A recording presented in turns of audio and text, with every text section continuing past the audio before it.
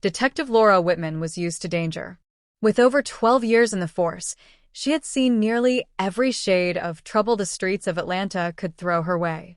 But the call she received one stormy Thursday evening was different. There had been a break-in at a warehouse known for being a hub for stolen electronics. Suspect in custody, male, early 20s, possibly armed. She responded instantly, the hum of rain on her cruiser roof amplifying her focus as she pulled up to the scene. Officers had already apprehended the suspect and were securing the perimeter.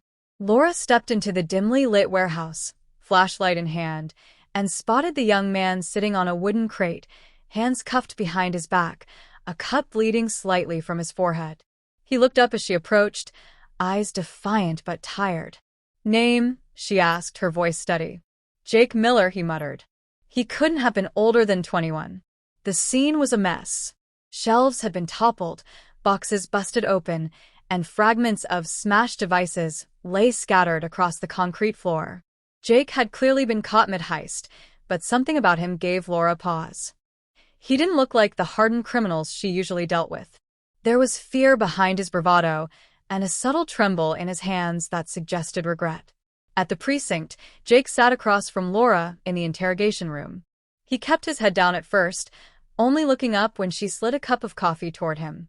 "This your first time?" she asked. He hesitated. "Second. First one was just stealing from a convenience store. Nothing big." Laura took a slow breath. "This is big, Jake. Breaking into a warehouse tied to known fencing operations? You could be looking at years." Jake shifted uncomfortably. "I didn't know it was tied to anything like that. I needed the money. My mom's sick. Rent's late. I dropped out of school to work, but the job I had laid me off." Laura had heard stories like this before, but Jake didn't sound like he was making excuses. He sounded desperate. Still, the law was the law. She filed her report, marked the charges, and passed it on to the DA. But something about the case stuck with her. Over the next few weeks, Laura followed up on Jake's case. The courts moved slowly, as usual, and Jake remained in custody awaiting trial. She found herself checking in on him occasionally, a habit she couldn't quite explain. Sometimes they talked. Sometimes they just sat in silence. Jake told her more about his life, how he had grown up with a single mom who worked 2 jobs, how he had tried hard in school but got pulled into the wrong crowd, how he wished he could just reset everything. Laura had grown up in a similar neighborhood. She knew what it was like to have to fight for everything. Maybe that's why she felt drawn to him, not in a way that crossed any professional lines, but in a way that made her want to help. She started digging into the warehouse case and discovered a few inconsistencies. Security footage timestamps were off. The alarm system had been disarmed from the inside.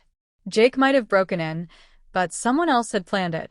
She brought this up to her superior, Captain Daniels, who reluctantly allowed her to reopen parts of the case. With new evidence and surveillance cross-checks, it became clear Jake had been set up. A former acquaintance had tipped him off, offering cash if he grabbed specific boxes from the warehouse. Jake hadn't known the full extent of the operation. He had been a pawn. Laura testified in court during Jake's hearing. She presented her findings and vouched for his cooperation during the investigation.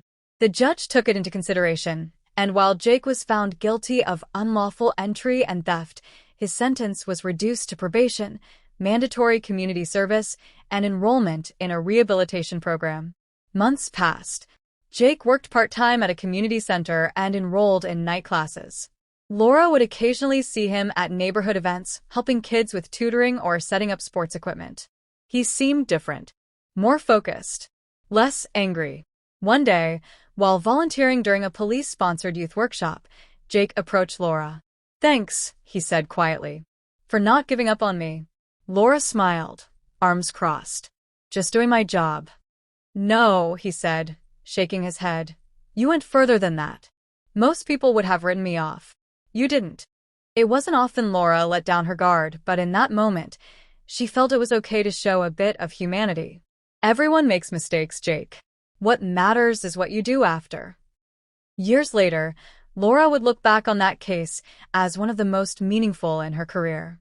Jake eventually graduated with a degree in criminal justice, inspired in part by the very system he once feared.